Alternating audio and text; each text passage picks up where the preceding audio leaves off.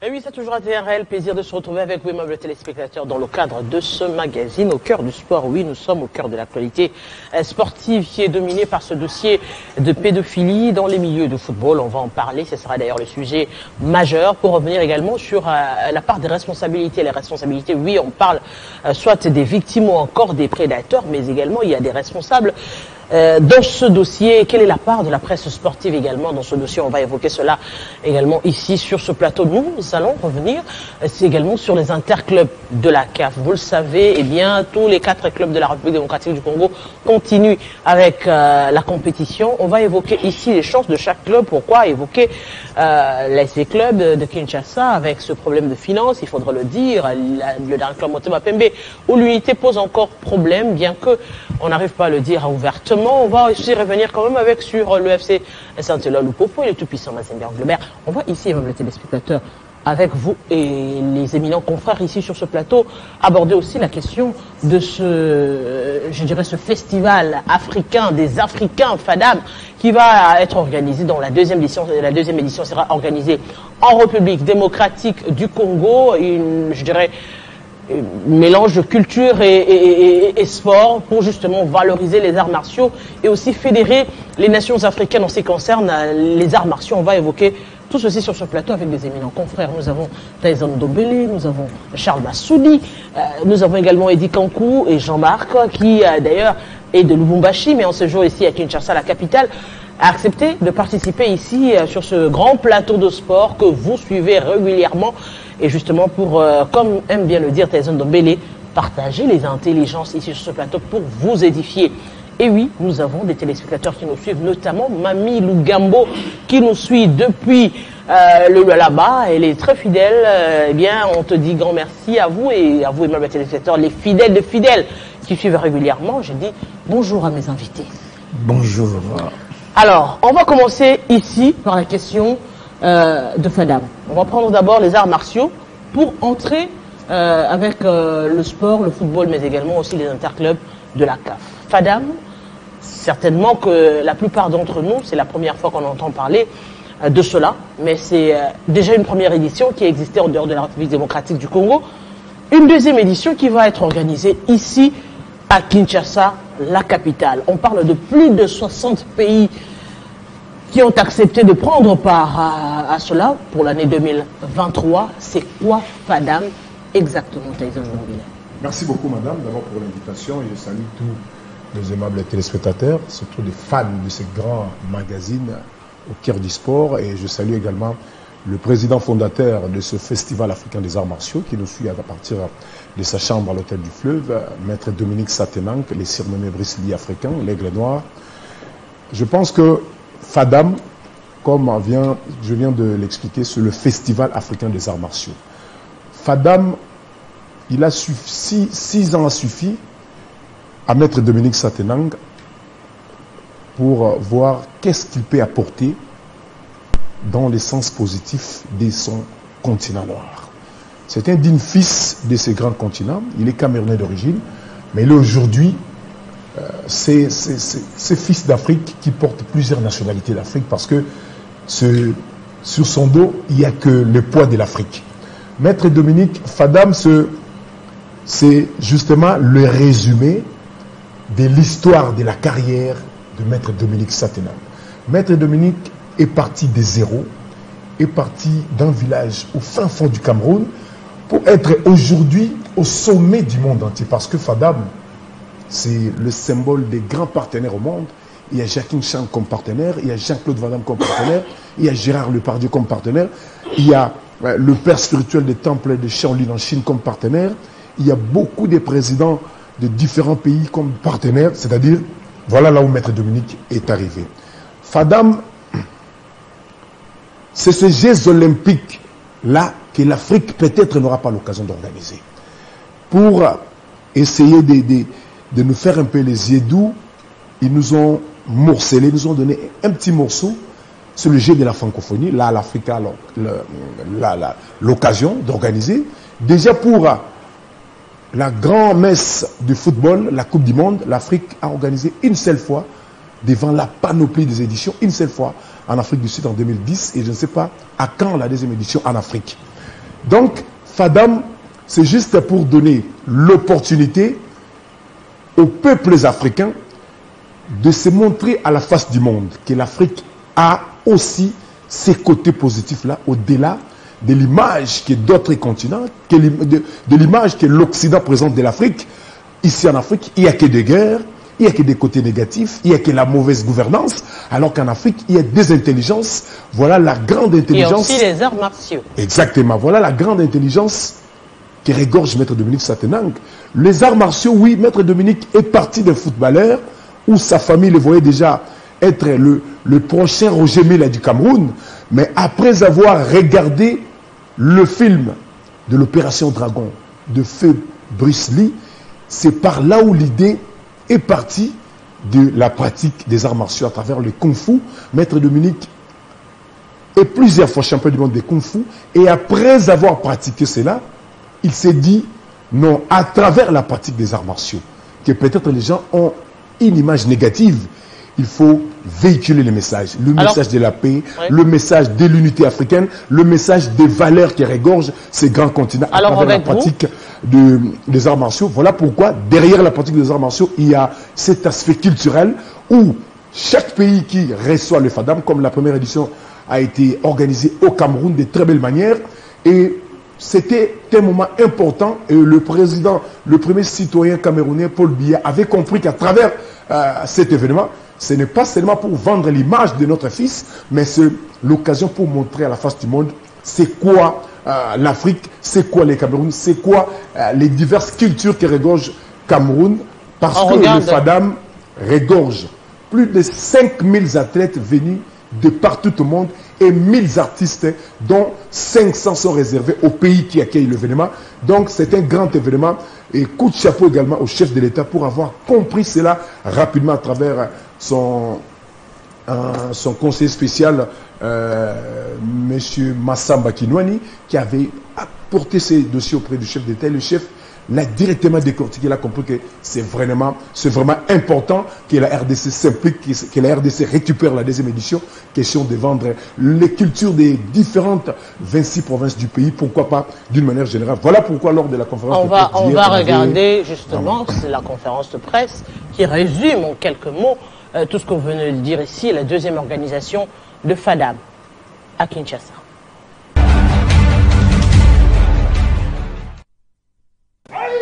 Voilà à quoi va ressembler ce festival panafricain des arts martiaux. Un mélange de culture et de sport, particulièrement les arts martiaux. Pour l'initiateur, c'est le meilleur moyen de valoriser le sport et la culture africaine. Le FADAM, qui est aujourd'hui le seul qui fédère tous les arts martiaux et qui met en lumière la culture africaine. Pour cette deuxième édition, Kinshasa accueillera une 60aine de pays avec une particularité, la compétitivité. On aura sans doute, au niveau des stades martiaux, on aura 4 tableaux. Dans les 4 tableaux, évidemment, ça va s'appeler les formats. Ils se dérouleront dans la journée 3 formats. Le matin, c'est un format de compétition, bien entendu. L'après-midi, un autre format. Et dans la soirée. Donc, il y aura par exemple une fédération, selon le nombre, va sans doute avoir 2 formats. C'est-à-dire, ces athlètes pourront réaliser leur compétition le matin et l'après-midi, ils seront terminés. 5 jours de challenge du 28 mai au 1er juin 2023, la tenue de cette compétition ne dérangera en rien l'organisation des Jeux de la francophonie. Le rendez-vous est donc pris pour cet Open panafricain FADAM, soutenu par la présidence de la République et des grands noms des arts martiaux tels que Jackie Chan, Gérard Depardieu et Jean-Claude Van Damme seront au rendez-vous. Voilà, justement, on parle de la date justement de ce festival qui est du 27 mai au 3 juin 2023. Eddie Kankou, Une première en République démocratique du Congo, il y a lieu de jeter un regard sur les arts martiaux. On était avec vous. On a vu d'autres disciplines qui ne sont pas forcément pratiquées, mises en lumière ici en République démocratique du Congo. Voilà, je prépare personnellement cette conférence de presse organisée au début du week-end au niveau du fleuve Congo Hotel. La particularité, moi j'ai vu, parce qu'aujourd'hui ce sont les arts martiaux, c'est les sports. Mais au-delà de tout ça, l'initiateur de cette discipline a révélé à l'auditoire qu'au-delà du sport, il y aura des investisseurs et des conférences qui seront organisées dans des universités. Justement pour demander aux jeunes de ne pas décourager. Parce que l'histoire du fondateur de ces FADAM, qui est un grand maître, on l'appelle Shaolin, le Bruce Lee africain, il n'a pas désespéré. Il a espéré du Cameroun, de là où il était, pour atteindre le sommet de ce sport. Et une occasion pour aussi inculquer cette force aux jeunes à travers les universités, avec des conférences où les jeunes vont aussi acquérir. Parce que aujourd'hui, les jeunes se découragent trop. Et on a des initiatives, on ne sait pas les mettre à musique. Peut-être que les discours au travers des universités vont réveiller les esprits des jeunes étudiants, mais aussi les investisseurs. Au-delà de la culture, j'ai retenu la culture congolaise qui sera en lumière, les investisseurs qui vont venir, des conférences au sein des universités. C'est déjà quelque chose de très bien. Mais il y a aussi l'aspect sportif dont les présidents des fédérations doivent tirer. Parce qu'aujourd'hui, un expatrié, je peux l'appeler comme ça, est venu avec une initiative dans le pays. Maintenant, j'ai vu le président de quelques fédérations, notamment le président de la fédération de Sambo qui était là, Léon Villa, j'ai vu Eric Kindambo, j'ai vu le secrétaire général de la fédération de karaté qui était là. Comment est-ce que toutes ces disciplines vont tirer profit? Parce que la nation, quand vous organisez une histoire pareille, la nation gagne en visibilité parce que c'est la politique. La politique gagne en visibilité. Maintenant, quelle est la part des sportifs? Les sportifs, vous devez aussi réfléchir en fédération, comment tirer aussi les bénéfices de cette organisation. J'ai vu des disciplines citées, mais qui ne se pratiquent pas en RDC. Exactement. Comment profiter de la présence de la personne qui est à Kinshasa, implanter aussi toutes ces disciplines ici en RDC. Donc, il n'a pas attendu l'apport du gouvernement pour mettre en musique. Il s'est battu d'abord. Et ça m'est tendu du côté du gouvernement parce que toute personne doit gagner. Ici, chez nous, nous attendons que l'État fasse tout pour la discipline. Mais lui, il s'est battu et pour tendre la main, et l'État n'a pas hésité pour l'accompagner. Exactement, ça révèle un peu ce côté où il y a, aujourd'hui, on parle forcément des, je dirais, des écoles de football, alors que, par exemple, quand vous allez en Asie, c'est des temples, les temples de Shaolin, c'est des grandes écoles des arts martiaux. Et on se dit aujourd'hui, les arts martiaux, c'est cette discipline, c'est cette, je dirais, discipline sportive qui apprend aussi la maîtrise de soi et la discipline personnelle, surtout pour la jeunesse et les étudiants. D'ailleurs, moi, j'ai beaucoup aimé ces reportages et surtout que là, on parle beaucoup plus Moi, j'aimerais beaucoup plus parler de ce choix. Parce qu'après le Cameroun, c'était la première édition. Et aujourd'hui, c'est la République démocratique du Congo. J'ai aimé. Et c'est bien parce que certains dirigeants, présidents de fédérations en rapport avec les arts martiaux, étaient présents dans cette conférence. Il faut chercher maintenant comment continuer avec ce projet. Donc, voir comment installer cela dans des écoles comme venez là d'illustrer. Et comment maintenant la RDC sera aussi capable prochainement, par exemple, d'organiser une telle manifestation, mais au niveau national, pourvu que prochainement, on puisse avoir le moyen est là. Moi, j'ai toujours dit, la RDC, c'est un pays qui regorge d'énormes talents.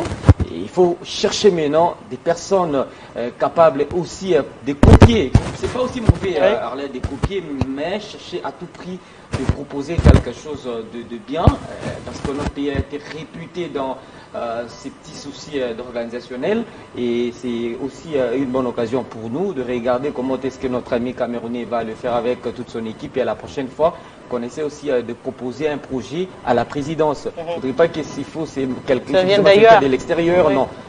J'aimerais prochainement, par exemple, voir le président de la Fédération de karaté en RDC proposer un tel projet et inviter aussi d'autres pratiquants de l'extérieur.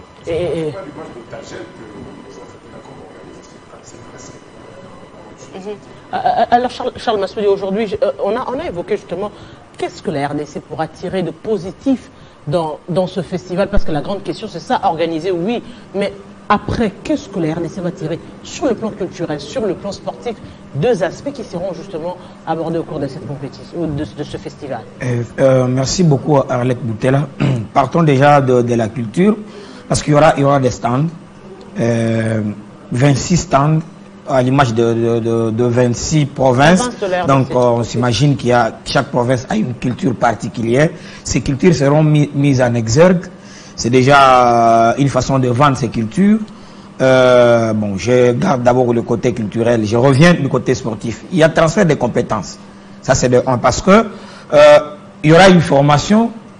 On va former. Il faut retenir que M. Dominique Satenan, c'est parmi la crème des sports au monde.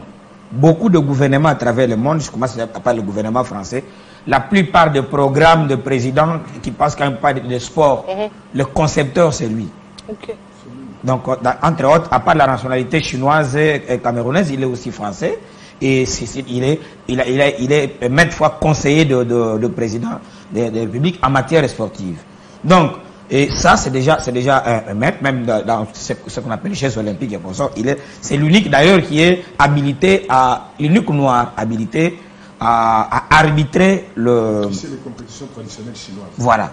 Et alors, ça, c'est déjà, on va bénéficier en termes de transfert de compétences. Vous avez vu les jeunes qui ont exhibé en Kung Fu. Ça, ils ne l'ont pas appris ici. Ces jeunes font partie de beaucoup d'autres jeunes qui ont été envoyés en Chine, au temple de Shaolin, pour apprendre les arts martiaux. Okay. Donc, ils reviennent de la Chine.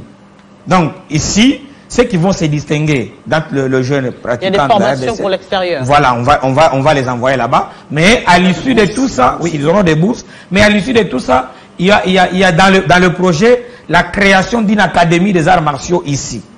Donc, c'est autant d'avantages que nous devons tirer de ces forums. Mais après, sur le plan social, sur le plan, ils ont évoqué tout à l'heure, sur le plan économique, déjà, le fait d'accueillir, même si le plan touristique, c'est la caisse, c'est 5000 athlètes, sans compter les officiels.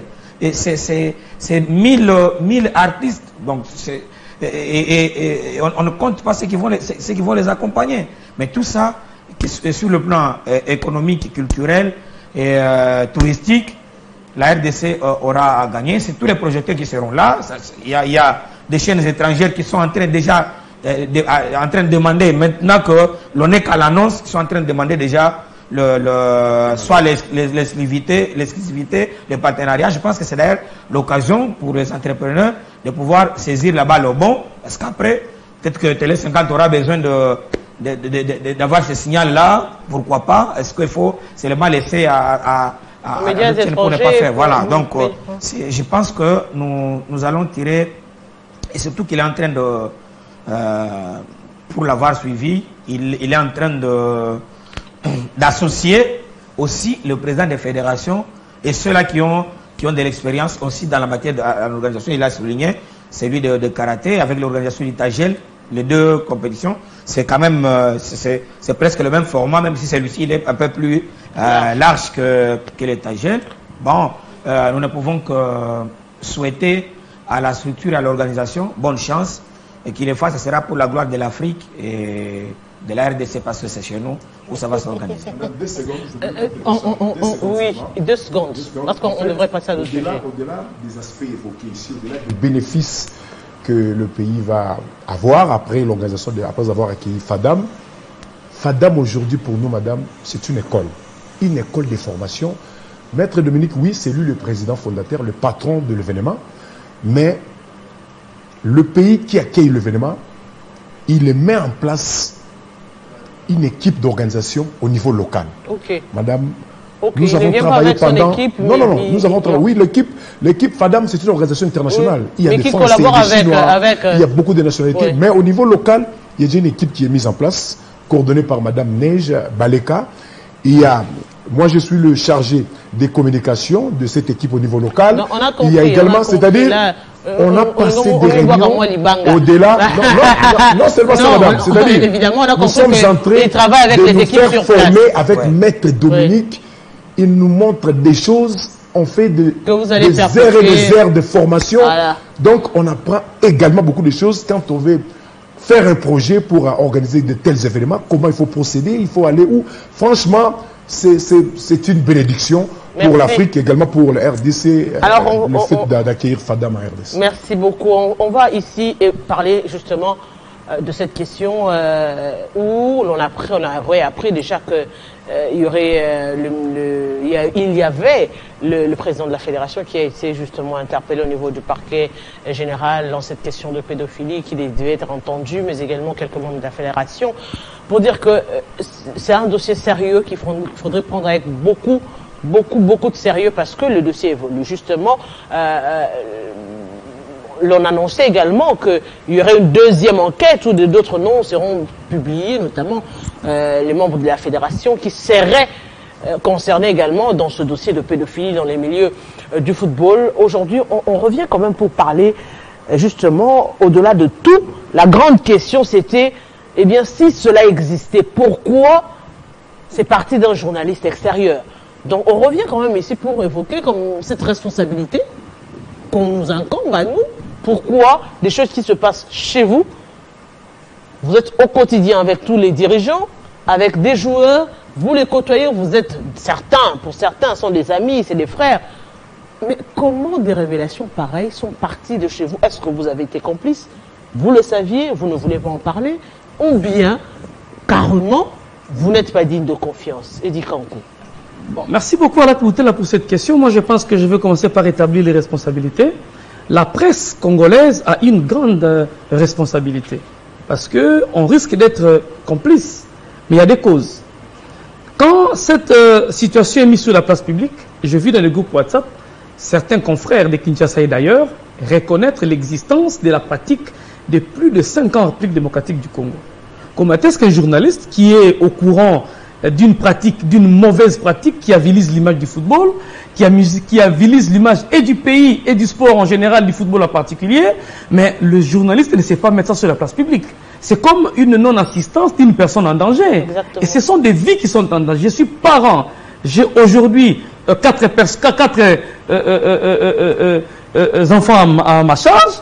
Aujourd'hui, mon fils qui fréquente une école, demain, c'est un énergumène qui veut faire des histoires sur lui, sans connaître la peine que j'ai eue. Et moi, journaliste, au courant de cette situation, je ne mets pas ça sur la place publique. Je suis aussi journaliste et je me condamne aussi. Exactement. Dans le lot de tous les journalistes. On ne doit pas faire taire pour dire que les journalistes... Non, les journalistes congolais sont complices. Il faut établir les responsabilités à tous les niveaux. Parce qu'aujourd'hui, les présumés accusés ont aussi droit à une protection en attendant le verdict. Exactement. On ne doit pas aussi exposer les gens de cette manière. Oui. Mais parlons d'abord de la confrérie. Ici, le journaliste congolais est ami des dirigeants sportifs. Le journaliste congolais est ami des politiques. C'est-à-dire, le mauvais traitement d'un journaliste au sein d'une rédaction, il faut le dire, on est mal payés, nous journalistes, dans l'ensemble. Nos maisons de presse ne nous payent pas. Les pays ne nous sécurisent pas. Les ministères du travail ne tiennent pas compte de l'appréciation d'un travailleur. Un journaliste est un travailleur. Les chaînes de télévision pilulent matin, midi, soir dans la ville de Kinshasa. N'en parlons pas en province. Et la situation des journalistes est chaotique. Un journaliste vit sous la barbe d'un dirigeant. Il y a des dirigeants qui payent même des maisons pour des journalistes. Il y a des dirigeants sportifs qui payent chaque fin du mois l'argent aux journalistes pour vivre. Et si les journalistes ne font pas ça, c'est difficile. Vous n'allez rien expliquer aux enfants à la maison que ce mois, je n'ai rien eu. Et cette familiarité qui existe entre journalistes, dirigeants sportifs et politiques interdit aux journalistes de dévoiler des secrets parce que là, les joueurs, l'entraîneur est membre d'une équipe dont le président est ami des journalistes. Et déjà la procédure est biaisée. C'est difficile pour un journaliste de prendre le courage comme nous le prenons comme ça parce qu'en venant comme ça, tout ce que j'ai dit, je suis en train de me créer des limites et des barrières. Exactement. Tout ce que j'écris sur ma page officielle, sur Vita, sur Motema Pembe, les uns et les autres estiment que je suis envoyé par X et Y pour détruire. Or, c'est un esprit tellement libre et je ne sais pas être encombré et je l'ai dit en toute liberté. Malheureusement, la situation que vivent les journalistes au quotidien, c'est difficile de faire des dénonciations. 2, Aujourd'hui, il y a maintenant des noms sur le plan alimentaire. À l'époque, le chef de l'État, Kabila, avait reçu des chefs coutumiers. J'ai vu même les gens de mon quartier qui n'ont jamais été chefs coutumiers, mais mettre des robes. Tout c'est parce que le chef de l'État voulait recevoir, ou avait reçu déjà des chefs coutumiers. Et c'est pareil avec cette situation. On cite, ça c'est devenu maintenant un système de citer les noms. Si on te cite, tu es dedans. On te cite, tu es dedans. Il faut faire très attention. Et il y a maintenant des règlements de compte derrière. Si j'ai un problème avec Charles, je profite pour citer son nom, et Charles est sali. Et il faut faire très attention. Et il y a des vies des humains qui sont en danger. Jusque-là, je ne protège personne, il y a des noms qui sont cités. Dès lors que cette commission est encore en train de travailler, on ne peut pas supputer pour dire X ou Y est innocent. La maladie de la peste, voilà, que nous soyons rouges ou blancs, la Cour va décider sur la nature de chaque personne. Et je demande aux enquêteurs de faire réellement le travail. Parce que ce sont des filles qui sont en danger. Des messieurs qu'on a cités, des entraîneurs, des dirigeants, ce sont des pères de famille. Il y a des belles familles, il y a des enfants, il y a des amis qui entendent ça, il y a des parents qui entendent ça. Imaginez qu'on vous cite, vous, dans une histoire comme ça, et que votre belle famille écoute. Et si vous êtes innocent, et si vous êtes coupable, les personnes qui seront reconnues coupables doivent mériter la rigueur de la loi. Sur le plan sportif et sur le plan de la procédure pénale. Et on ne va épargner personne. Mais si la commission estime qu'il y a des innocents, on ne peut pas sacrifier les innocents gratuitement. C'est pourquoi ma recommandation à la commission mise en place, et du côté de la Fédé, et du côté de la justice, de faire réellement les travaux. Parce que nous ne pouvons pas nous limiter à ce que Molina a dit. Sur le plan local, les confrères, les dirigeants sportifs, j'ai suivi ADEFCO, j'ai suivi la fédération, j'ai salué le travail fait par les ministères, qui a le ministère des Sports à travers le ministre Serge Condé, qui a promis l'accompagnement juridique et financier pour l'aboutissement du dossier. Mais que les personnes qui tiennent la procédure travaillent en âme et conscience, parce qu'il s'agit et de vie des dirigeants sportifs et la vie des enfants, l'image du pays, parce que nous sommes africains, nous devons protéger nos mœurs. Aujourd'hui, on se dit finalement, est-ce qu'il ne faudrait justement pas délier les langues sur cette question d'abus sexuels? Parce qu'apparemment, beaucoup d'accent a été mis sur abus sexuels sur mineurs, de sexe féminin, sur les femmes, sur la jeune fille, alors que ce phénomène sur les jeunes garçons existe, lorsqu'on entend, on se dit, existe depuis belle lurette. Est-ce qu'il n'est pas temps aujourd'hui qu'on éveille, autant on a su éveiller les consciences des enfants, filles, sur les abus sexuels, sur les attouchements, que ce n'est pas bon. Il y a lieu actuellement de mettre une campagne, que ce soit dans le milieu sportif, que ce soit dans les écoles ou encore dans les églises, pour que même les jeunes enfants sachent que, étant garçon, on peut abuser de moi aussi. Moi, je pense que tout ça, ça sera un peu difficile pour, en connaissant très bien mon pays, la République démocratique du Congo, mais je pense que la première des choses, d'abord, c'est de chercher comment restructurer nos écoles de foot. Parce que tout commence par là. Parce que moi, déjà, à Lubumbashi, j'ai eu 2 ou 3 témoignages. Hein, ce sont des joueurs que j'encadre.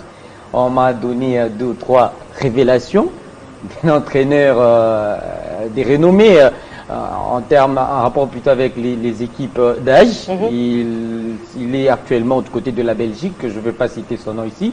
J'étais vraiment déçu. Et je me disais que c'est parce qu'on a des écoles de foot en RDC qui poussent comme des champignons. Quelqu'un, il vient avec un projet des Occidentaux, permettez, parce que je ne pense pas que cette culture, elle est africaine, ou cette pratique, elle est africaine, non. Et nous avons hérité de quelque part, parce que si vous suivez aussi même certaines preuves de nos amis confrères de la France, de la Belgique, on a essayé un peu d'associer aussi la fétiche dans ça. Mais là où moi, ça me fait très mal, et là où le bas blesse ici, c'est parce que cette pratique n'est pas seulement dans le monde des footballeurs. Je vais m'expliquer. Parce que le problème, si vous avez parlé la presse, elle est restée muette devant cette situation, c'est parce que même parmi nos joueurs, c'est pas un problème d'argent, c'est pas un problème, je sais pas, de relations. Mais il y a aussi des pratiquants journalistes, des pratiquants, par exemple, des hommes politiques ou des politiciens. Mais moi, je me disais que peut-être c'est une affaire où les gens viennent juste pour chercher de l'argent, parce que nous attendons tous la fin, l'issue de l'enquête en soi. Et même notre confrère, moi, j'aurais voulu qu'il puisse au moins nous donner tous les noms. La liste complète. Pourquoi? Parce que c'est comme s'il y a une marchandage, négociation, deuxième partie, on essaie un peu de privilégier d'autres. Parce qu'il sait par exemple quand il dit bon, très prochainement ce sera la fédération, donc forcément les gens entre guillemets qui se sentiront un petit peu dérangés pourront l'aborder en avance. Une révélation, vous allez vous rappeler que récemment il y a eu les états généraux, mais une pratique ancienne, donc ça existait depuis longtemps. Parmi les invités, les acteurs sportifs en RDC, pourquoi pas? Parce que je sais que la fédération elle est au courant, le ministère des Sports, le journaliste, mais ils étaient bouche bée, ils n'ont rien dit, rien, parce que les états généraux ont cherché à tout prix, pas seulement réorganiser le sport en RDC, mais aussi couper un peu toutes les branches là. Oui. Mais malheureusement, c'est une ancienne pratique qui n'a même pas été évoquée. Moi, je pense que c'est vraiment une déception pour les parents qui nous suivent en ce moment, mais triste aussi pour notre football en République démocratique du Congo. Moi, je pense que c'est une affaire où nos amis, c'est pas notre confrère, il est en train de chercher comment, pas seulement le règlement des comptes qu'on venait là de nous étaler, mais beaucoup plus avoir de l'argent. Mais je condamne encore une fois tous ces entraîneurs également aussi et les acteurs sportifs, parce qu'on a eu même à citer des dirigeants de clubs et pas des clubs professionnels, mais c'est plutôt des académies. Donc des ententes, au niveau des ententes. Oui. Vraiment, c'est une déception. Même moi, juste une petite histoire. J'ai promis à mon petit garçon que déjà à 6 ans, 7 ans, nous allons associer le football et les études, mais je suis déçu. Je ne sais plus où l'amener. Donc, il faudrait que nos journalistes aussi pratiquants essaient un peu quelque part de faire leur travail normalement. C'est de continuer encore une fois la dénonciation, parce qu'il ne faudrait pas laisser la tâche à notre confrère journaliste Moulina. Nous avons des preuves aussi sur place à Lubumbashi. Il faudrait à tout prix creuser maintenant. Il y a déjà les indices. C'est telle équipe, tel dirigeant, tel entraîneur. Alors nous, journalistes, maintenant, c'est de creuser, de chercher, d'aller à la source pour au moins sauver la jeunesse congolaise pour tout ce qui est comme abus sexuel. Charles Massoudi. Là, je voulais partir d'abord de votre première question, savoir la responsabilité des journalistes. Je vais quand même dire une chose, c'est que, oui, c'est vrai que entre les lignes, Eddie Campo était en train de les dire, nous ne sommes pas respectés, même pas, parce qu'aujourd'hui, nous ne sommes pas respectés par nos dirigeants. Aujourd'hui, quand on a... Est-ce que le problème, c'est le respect ou nous ne sommes pas crédibles? Le problème, c'est la crédibilité ou le respect? Le respect, la crédibilité. On ne peut pas être respecté, mais on est crédible. On sait que quand vous dites quelque chose, c'est vrai. La crédibilité vient d'où? Un journaliste, quand il a l'information, nous avons parlé aujourd'hui de M. Dominique Satenan. Je suis capable de vous expliquer toute sa vie. C'est parce qu'il m'a donné l'information. Et là, je l'ai dit, plus qu'un journaliste américain qu'il n'a jamais rencontré. Et parce qu'il y a eu une relation professionnelle. Vous comprenez? Bon, maintenant ici, quand quelque chose est dit par un journaliste congolais, on le prend à la légère. Je voulais vous dire que M. Molina, il n'a pas quitté la France pour venir en RDC. Il a travaillé en collaboration avec les journalistes congolais qui ont compris que si ils disent, on va dire Alongwawana. Mais quand c'est lui qui dit, ça fait trembler tout le monde. Je vous dis que Molina a travaillé avec des journalistes congolais. Oui. Mais qu'est-ce qu'on dit? Bon, ceux qui ont un lobby, à valeur T. Alors je laisse la dénonciation. On ne peut encourager les gens à dénoncer que lorsqu'on agit. Maintenant, là, comme on agit, les gens auront peur et même les journalistes seront encouragés parce qu'ils diront, si je dénonce, on va sanctionner. Il y a des entraîneurs, parmi les entraîneurs cités, l'un qui a été arrêté au stade Tatarafal. Donc, c'est supposé que la police était au courant, la justice devait s'en saisir. On n'a rien fait. Alors, vous dites encore à un journaliste... Il n'a même pas été parce que, je dirais, par exemple, en Europe, oui, on fiche les gens. Voilà. un délinquant sexuel, par exemple, vous êtes fiché automatiquement. Donc ça veut dire que, par exemple, dans les milliers de jeunes enfants, vous n'allez plus évoluer parce qu'on sait, par exemple, que vous êtes pédophile ou vous abusez des gens, donc vous êtes fiché. Alors que dans le cas de l'RDC, vous n'êtes même pas fiché. Vous comprenez, quelqu'un qu'on a trouvé en flagrant délit, il va à la police, on ne sait pas de quelle manière il en est ressorti, et il revient, il entraîne encore de club. Alors après, vous me demandez, moi, demain, d'aller dénoncer encore quoi? Parce que c'est supposé que la justice est saisie. Je dénonce encore quoi? Donc ça, c'est un problème. Je ne refuse pas ce que Edi Kankou avait dit avant, mais la dénonciation, il faut encourager. Et de deux, ce sont les témoins. Plutôt les victimes. Chez nous, les victimes ont honte. Les familles des victimes ont honte, ils savent que l'enfant a été abusé, on ne peut pas en parler. Mais Charles qui en parle, est-ce qu'il a vu avant 2 ou 4, 5 articles revenant sur ça? Est-ce que la presse a fait cette dénonciation de la manière pendant que la personne a écrit un article comme Molina l'a fait? C'est ça la responsabilité de la presse. Le journaliste est responsable dans la gestion d'une information. Est-ce qu'on a relayé? Je reviens sur ce que vous êtes en train de dire. Dès lors que les témoins refusent de se confier à toi, journaliste, tu écris. Mais c'est une information quand quelqu'un refuse. Oui, je suis tombé sur ça, mais les témoins refusent. Et j'exhorte à la justice de prendre des mesures. Quand on t'a dit c'est un enfant, quel enfant non? C'est déjà un mineur. Non, je connais un journaliste, je le cite, Mons Mosenjou, qui a dit qu'il a même fait un reportage pour le compte de l'UNICEF. Que l'UNICEF a des audios récoltés par Mons Mosenjou à Lemba. Que l'UNICEF a ça. Il rappelait que c'est un journaliste. Oui, mais il a fait pour le compte d'une structure de l'UNICEF. Oui, mais bien sûr. Le journaliste ne s'arrête pas parce qu'il y a barrière. Moi, Paul Diakié m'a dit ceci, que quand tu descends sur le terrain, tu trouves un obstacle. Cet obstacle est une information pour un journaliste. Et tu dois mettre ça à la disposition du public. Exactement. Parce que déjà, le fond de l'information, c'est qu'on est en train d'abuser avec le jeune. Oui, mais je répète que Molina n'est pas descendu sur Kinshasa. Il a ses informations grâce au journaliste. Mais c'est ce que je dis. Nous avons aidé un confrère, mais nous n'avons pas fait une dénonciation à travers nos... Mais grâce à ce travail-là, que je salue. Non, que je salue. Edi Kankou, Jean-Marc et Charles Massoudi. Le problème, ce n'est pas seulement dans le milieu du sport. On a dit même au milieu politique. Vous verrez tous les politiques qui refusent de passer ici à la télé. Il arrive en Europe, il passe à Afrique à 24. Voilà. Pour confirmer qu'il est dirigeant politique, qu'il peut parler de la RDC, il passe au journal de TV5 Afrique.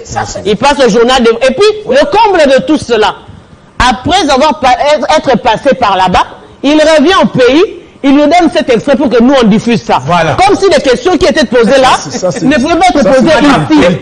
Et puis ça, ce n'est pas seulement chez les politiques, c'est même chez nos joueurs. La plupart de nos joueurs qu'on décrit, ici quand il finit, vous lui tendez le micro, mais il arrive là-bas, et puis il arrive là, il parle. Maintenant, nous évoquons 2 problèmes. Oui. Le problème du respect du journaliste et la responsabilité du journaliste dans la gestion d'une information. Un journaliste, quand il gère l'info, n'a pas besoin d'un dirigeant sportif ou d'un politicien. Les politiciens ne me donnent pas des injonctions pour publier mon information. Non, ici nous parlons de dénonciation. Oui. On dénonce lorsque... Faisons notre part de responsabilité. On est compris. Bien entendu. Moi, j'estime. Moi, je suis d'accord sur ce que Charles Massoudi vient de dire tout à l'heure. Moi, j'ai tendu le micro à Bakambu, à Nairobi, il a refusé. Nous étions en route pour Tanzanie. Voilà. Nous avons fait escale et ils ont pris France. Nous, on a pris RDC et on s'est rencontrés à Éthiopie, à Nairobi. Et arrivé, Bakambu m'a refusé une interview. Mais arrivé en Tanzanie, je crois, où, quand il est parti, il a donné une interview, je crois, à Canal+. Et le politicien, le joueur ne savent pas respecter la presse que nous sommes. Parce que nous avons nos faiblesses et nous avons aussi nos raisons. Mais la gestion d'une information ne dépend pas d'un dirigeant ou d'un joueur. Si Edi Kankou a une information, sur ma page, si j'ai une information, même si on va m'insulter, et si je sais que je suis dans la droiture Madame, rassurez-vous, C'est comme je actuellement. le mets, voilà. Je le mets sur C'est la comme place publique. actuellement, vous êtes vilipendé par Et par le petit bien. Et aujourd'hui, ce sont les humaniens qui pensent que j'ai raison. Eddie Kankouma je voulais dire quelque chose de très sérieux. Eddie Kankou l'a dit. Dans cette affaire, il y a maintenant, vous savez le danger c'est quoi? Lorsque notre ami Romain Molino parle, il demande à ce qu'on lui envoie des témoignages. Ça signifie qu'il n'a pas la maîtrise de tout. Mais le danger, c'est que les gens envoient des témoignages, ils envoient des informations sans les traiter. Et c'est dangereux de mettre des listes, comme on demande des listes là, parce que tous ceux qui sont cités ne sont pas forcément des coupables. Mais le fait de citer leur nom, ça les met en danger, ça salit déjà la réputation. Ce n'est pas une bonne chose. Et ça entache aussi le club. Oui, parce que qu'est-ce que je vois ici, moi particulièrement en faisant ce travail, je vous dis que je suis informé du déroulement, en fait, de l'initiation de cette enquête il y a une année passée. Ok. Parce que j'étais aussi associé quelque part. Mais il y a des dirigeants qui ont donné même des témoignages. Et qui ont donné des témoignages. Par exemple, tel entraîneur, il est passé par chez moi. La raison pour laquelle je l'ai chassé, c'était cette raison-là. Celui qui a été chassé à MK. Bon, je ne sais pas. Mais curieusement, apprenant que les choses sont déjà au niveau de la justice, alors évitez de citer le nom des gens. Apprenant qu'ils ont collaboré, apprenant que certains de ces dirigeants ont collaboré pour la manifestation de la vérité, on les implique avec cette histoire aussi d'avoir les témoignages. Ils sont aussi impliqués. Donc, le rôle au Tanguy Biso, le rôle au Poiti Biso, Biso fait au Tio Nakatalis. C'est comme ça que vous verrez, même parmi les entraîneurs qui ont dénoncé, on les crée des histoires. Parce qu'après, vous attendez des histoires. Donc, je pense que messieurs les enquêteurs, messieurs et dames les enquêteurs, je préférais d'ailleurs qu'ils soient dans l'anonymat, doivent vraiment comprendre que les parents congolais, le sport congolais, le football congolais, la justice congolaise, le pays tout entier est en train de regarder, compte sur leurs responsabilités, sur leur objectivité, sur leur professionnalisme, pour que finalement la vérité puisse se manifester et qu'on ne puisse pas évoluer dans ce sens de règlement de compte. Mais c'est aussi un milieu, c'est vrai que ça se passe dans les milieux de sport, on l'a dit, mais je l'avais dit tantôt, comment quelque chose qui concerne les enfants, le ministère de la Jeunesse ne s'exprime pas, le ministère du genre ne s'exprime pas, parce qu'il y a tout, le ministère de la Santé, parce qu'il y a tout un service technique en ce qui concerne la question des abus sexuels. Les hackages, les droits de l'homme. Tout le monde là, ils vont en politique, là où il y a des docteurs. C'est une question qui concerne la jeunesse et la jeunesse d'une nation. Il y a des structures qui encadrent les jeunes. La jeunesse d'une nation, lorsqu'elle est déjà biaisée dès le départ, vous aurez toute une génération foutue. Mais je ne comprends pas ce silence coupable où, finalement, comme Eddie Kankou l'a dit, nous avons l'impression que ces structures de droits de l'homme, ces ministères de genre et jeunesse ne s'occupent que de la politique. Finalement. Pourquoi ce silence? Parce que ce n'est pas une question qui ne concerne que le sport. Madame, vous avez parfaitement raison par rapport à ce que vous venez d'évoquer, parce que on a une multitude, une panoplie des associations, des ONG, des droits de l'homme, mais ces enfants-là qui sont abusés sexuellement par des entraîneurs, des dirigeants, ne méritent pas une protection, ne méritent pas leur accompagnement. Ils sont plus focalisés dans la politique, là où il y a beaucoup d'argent, où leur travail est monnayé, leur travail mérite quand même un accompagnement en amont des billets de banque et pour bien faire, pour marteler, pour insister même. Madame, moi je pense que le dossier est très sensible et comme moi je ne vois pas parce que c'est un étranger qui a dénoncé, comme la chose est dénoncée. Sautons tous sur l'occasion.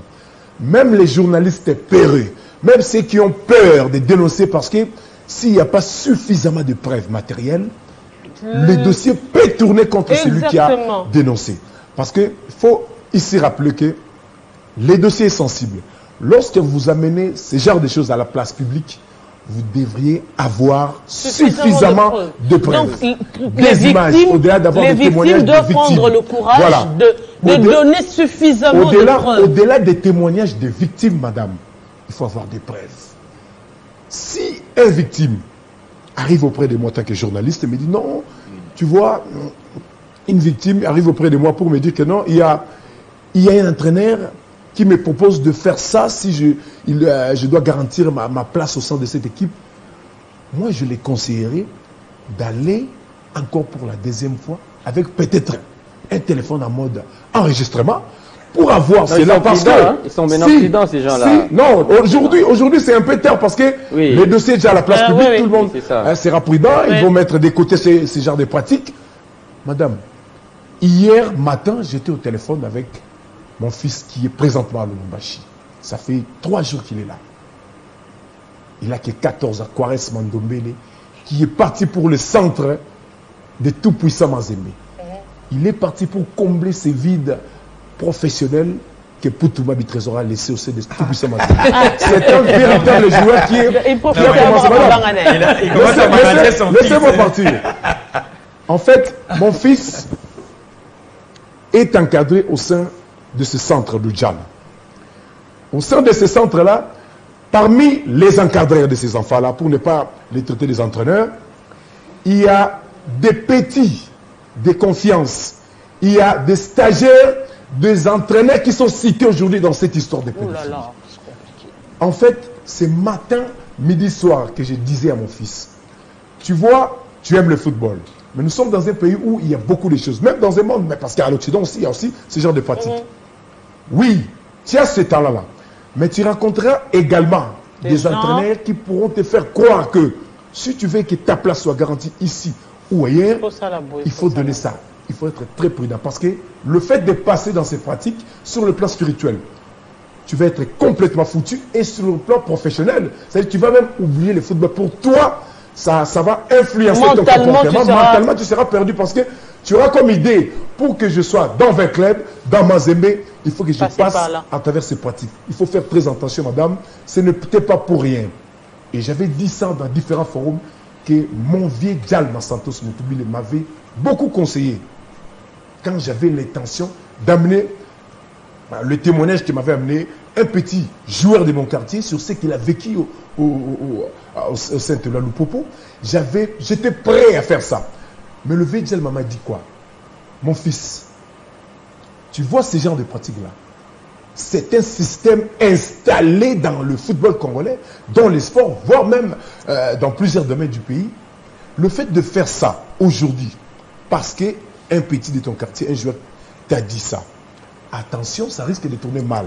Non seulement contre toi si tu n'as pas suffisamment de preuves matérielles, mais également contre la carrière, la suite de la carrière de ce jeune garçon. Parce que le système est installé et ça sera quoi la suite?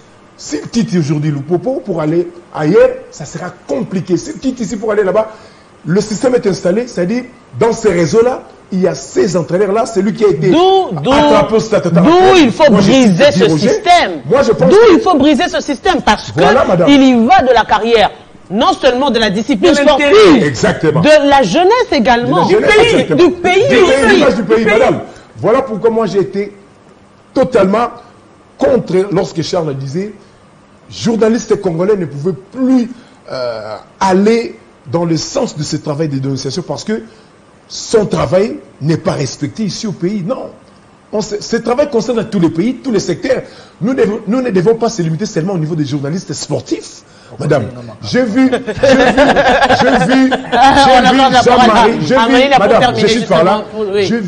Jean-Marie Kassamba mettre contre mur les journalistes internationaux devant une situation de fameux détournement au dos de Joseph Kabila. Et il a, jusqu'à la fin de ce dossier, c'est-à-dire Kassamba avait raison jusqu'à la fin de ce dossier, il est congolais. C'était journaliste sorti d'ici, de ces pays. Donc, devant ce genre de situation, oui, on peut fournir notre ami de l'étranger de beaucoup de témoignages, mais ici, au niveau local, nous sommes obligés de sauter sur l'occasion et de marteler là-dessus, d'accompagner ces enquêteurs, d'accompagner le parquet, de faire très bien le travail, question de mettre un terme final à ces histoires qui apportent de la malédiction non seulement de football congolais, du sport congolais, madame. Depuis la génération de Ndaye Mutumbula, ils nous ont donné des cannes, 68 et 74. Après, on a connu quand même de plus belles générations. Mais quelle est la suite? C'est une malédiction. Mais c'est une malédiction spirituelle déjà dans le système. Juste demander aussi à cette commission ou nos enquêteurs, c'est ici le moment, le temps qu'on puisse maintenant associer la presse congolaise à tout ce qu'ils vont devoir réaliser comme descente, je ne sais pas, enquête. Pourquoi? Parce que le journaliste congolais aujourd'hui, il est orphelin de moyens, orphelin d'accompagnement. Oui. Donc moi je pense qu'il y aura de l'argent que le gouvernement... L'enquête à ce stade, elle est secrète. Non, les journalistes ne font pas c'est le problème c'est quoi? C'est une affaire délicate bien sûr. Mais il y aura, s'il y a quelque chose, il peut amener. À chaque fois qu'il y aura une communication officielle associée à la presse pour justement relayer, parce qu'il y a aussi des parents qui en ont besoin de connaître comment ça évolue. Aujourd'hui, on nous critique parce qu'il y avait ces silences, il fallait attendre la réaction de notre confrère de l'Europe, mais associé maintenant à la presse congolaise. C'est un Africain naturalisé. Oui, je ne le refuse pas. Mais ici, vous avez besoin aussi d'avoir une idée. C'est pas général de la situation. La liste exactement de nominés, des pratiquants par exemple. Et après, parce que ce que moi je crains aujourd'hui, il ne faudrait pas que cette affaire qu'on puisse vraiment la politiser. Ou sinon, ça va. Vous allez voir après demain, vous allez le voir diriger un club et puis entraîneur le paraprime. On a cité notre vieux ici de la FECOFA. Mais à ce stade, on doit taire des ils vont devoir. Là, on parle des noms qui ont été cités sur des listes, évidemment. Déjà cité. Oui, diriger le président de l'association des entraîneurs pédophiles. C'est pareil que alors, s'il vous plaît, les dossiers en instruction. S'il vous plaît. Il a été attrapé au s'il vous plaît. C'est la justice qui va établir les responsabilités. Ça ne veut pas dire qu'il y a la justice jusque-là, il est responsabilité. Oui, par exemple. En attendant, on va terminer par ce tour de table justement pour parler de la suite des interclubs de la CAF. On est déjà dans la limite du temps avec les interclubs de la CAF. On commence par Eddie Concours. Résumez-vous s'il vous plaît. Bon, je commence. Moi, je prends les cas. Je vais sortir hors terrain pour parler de l'Upopo sur le terrain. En fait, j'écris des articles sur ma page officielle, mais je reçois les insultes des supporters des clubs, notamment à l'ASV Club. Et ils m'insultent. VEC Club a plusieurs étrangers. Il y a un problème de finances qui se pose dans VEC Club, qu'on ne se voile pas la face. On parle avec des VEClubiens, des centres et du comité en dehors de micro, qui nous révèlent que la situation est réelle. Vous allez voir que vous recevez plus des insultes, mais les clubs ne reçoivent pas des moyens de ces insulteurs. Donc, il y a même des VEClubiens de l'étranger qui m'ont appelé, de l'Afrique du Sud et de l'Angola, qui m'ont insulté copieusement. Bon, je ne cède pas parce que je suis vacciné. Mais seulement, le constat que j'ai fait, vous insultez facilement, mais vous n'aidez pas le club. Parce que vous ne pouvez pas demander à Bestine Kazadi seul de sortir de sa poche pour aider Vita. Mais est-ce qu'il y a un mécanisme de récolte des fonds pour les supporters? C'est le réel problème qui se pose dans les différents clubs. Le problème, c'est les supporters. Quand il faut porter un président à la tête d'une équipe, vous amenez ce président comment? J'ai assisté. Il y a un comité et le comité. Non, j'ai assisté à cet électorat, aux élections qui ont amené Mme Bessine à la tête. Qu'est-ce que j'ai constaté? J'arrive sur place parce que c'est dans mon quartier chez le colonel Nyombi où les élections ont eu lieu. J'ai trouvé, je prends un exemple, 500 supporters de Vite à l'extérieur de la parcelle, mais qui sont venus assister aux élections. Ils n'ont rien vu. À l'intérieur, 120 supporters qui votent. Donc 500 à l'extérieur qui ne votent pas, mais qui sont venus suivre les élections. À l'intérieur, 120 personnes fabriquées de toutes pièces, qu'on appelle supporters. Or, pour être supporter, pour voter, c'est tout supporter en règle de cotisation. Et qu'est-ce qu'on fait? Le général Amis à l'époque, avec Delumou Lumba, on a ramassé des gens par-ci par-là, des mamans de VEC Club, machin. On les a fabriqués justement pour la cause. Parce qu'aujourd'hui, Bestine, c'était le choix des Tango Forts. Hein. Bestine, c'était la carte des Tango Forts pour gérer Vita. Et les choses se sont brouillées après. Donc, D'abord, sa candidature avait violé les textes et le statut de Veclem, parce qu'il n'était pas sur place au pays. Bien entendu. Bon, aujourd'hui, vous avez la facilité de critiquer, mais sans apporter des solutions. Or, la mission qui est assignée aux sectionnaires, c'est seulement l'encadrement des supporters. En résumé. Maintenant, vous les encadrez pour les amener au stade en encadrement, ou vous les encadrez pour apporter un plus au sein de l'équipe. Et apporter un plus, c'est de contribuer. Quelqu'un me dit, n'a pas un match, n'a pas un billet. Monsieur le supporter, quand vous entrez au stade pour regarder le match, acheter un billet, vous n'aidez pas l'équipe, vous achetez le spectacle. Aider l'équipe, c'est contribuer chaque fin du mois pour son équipe. Le seul qui a dirigé les supporters de Vita depuis sa création s'appelle Denis Kambaï. Le seul qui a encadré et a demandé aux supporters de contribuer.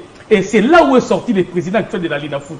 Bosco Mouéou, qui était à l'OCC, qui gérait les supporters de V-Club à l'OCC. Et aujourd'hui, Denis Kambaï peut se sentir heureux que c'est lui qui l'a encadré aujourd'hui au sommet du football sur le plan national.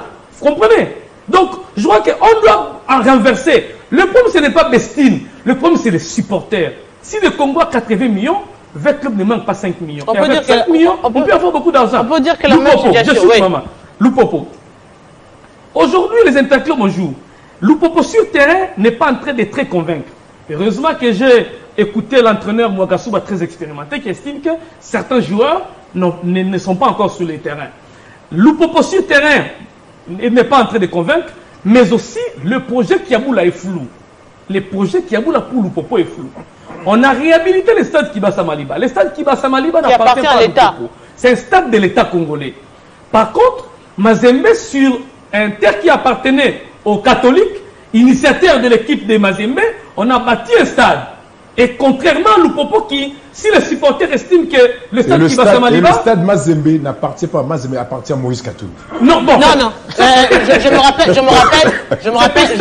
que... Pas sur un terrain acheté par Katumbi. Voilà. Bon. Pas sur un terrain acheté par Katumbi. C'est pas que le terrain de C'est un Katumbi. terrain qui appartenait aux catholiques initiateurs de l'équipe de Mazembe. Vous comprenez? Ça au moins, il y a un stade qui a la ramification de l'équipe, contrairement à Loupopo, où jusque-là, le projet Kiaboula est flou. Je ne connais pas. C'est quoi? Il est venu pour réhabiliter le stade Kibasa Maliba pour que Loupopo puisse en profiter, ou acheter des joueurs des anciens succès pour amener dans Loupopo. Jusque-là, le projet Kiaboula est encore flou. Jean-Marc. Voilà, je vais commencer avec la fin de... Comment j'appelle mon aîné, hein? Eddie Kankou. Ouais, justement, Eddie Kankou. Il faut dire ici que le projet de Loupopo pour... pas cette saison, parce que c'est récemment qu'il y a eu assemblée, je dirais, générale et élective du côté de Cheminot. Mais en soi, les projets déjà Kiaboula, depuis son événement à la tête de cette formation de Loupopo. D'abord, c'était de redorer l'image de cette équipe du FC Saint-Ola Loupopo. Redorer l'image, c'était quoi? Parce que l'équipe de Loupopo, il y avait cette absence sur l'échiquier continental. Il fallait à tout prix que Loupopo joue son rôle. Le rôle de Loupopo, c'était quoi? D'être une équipe rivale, normalement, du tout-puissant Mazembe en Weber. Ouais. Et il a réussi déjà ce pari. Non, c'est ça le projet. Non, je vais y arriver. Non, c'est une partie. Oui, c'est déjà... c'est un pari réussi de la part de Jacques Kiaboula. Parce que le projet, c'est faire rival. Maintenir cette rivalité-là. Pour maintenir cette rivalité, ça engendre beaucoup de choses. Et sur terrain... Laissez-le terminer, comme ça chacun va réagir rapidement. C'est une équipe de Loupopo qui vous joue les interclubs de la CAF cette saison. Et c'est une équipe de Loupopo qui vient d'arracher le ticket qualificatif de la phase de groupe. Depuis, donc il y a cela 16 ans que l'équipe elle était absente, ça, pas seulement au niveau des interclubs de la CAF, mais au niveau de la phase de groupe. Et également, pour parler de l'infrastructure dans cette formation d'outre-tunnel où l'équipe de Jean-Yves de Loupopo, moi je pense que le stade Kibasa Maliba n'était pas dans le projet du gouverneur. D'ailleurs, c'est un projet du gouvernement congolais, le ministère du Sport, parce que j'ai pu même... on a publié sur ça. Et aujourd'hui, je vous informe qu'on a disons, je dirais la réforme ou les travaux du côté du stade de la Victoire, terrain de la Victoire, continue normalement. Okay. Et d'ailleurs, bientôt, là, on va poser la pelouse synthétique pour la première phase. Ce terrain va d'abord aider l'équipe de Loupopo pour des séances d'entraînement. En attendant qu'il y ait la finition des gradés et autres, moi je pense que le gars, il est en train de réussir vraiment le coup. Alors, et il faut l'encourager. Un mot, parce qu'on va conclure. Madame, moi je pense que... un seul mot parce que... Moi je pense que... Je vais également rebondir par rapport à ce que Rami a dit. Lupopo ne mérite pas aujourd'hui de cette rigueur parce que ce que Kiaboulé est en train de faire aujourd'hui pour cette équipe de Lupopo, c'est très important, mérite des encouragements parce que Lupopo avait dit on est vraiment arrivé à la fin. Vraiment, on n'aurait pas le temps de parole. On n'aurait pas le temps de parole. Je dis grand merci. Grand merci à vous tous. On va revenir sur la semaine prochaine. Mais il a pas dit. Je vous dis grand merci. On va terminer. Grand merci à vous. Grand merci à toute l'équipe technique. On se retrouve très prochainement avec le même plaisir. Au revoir.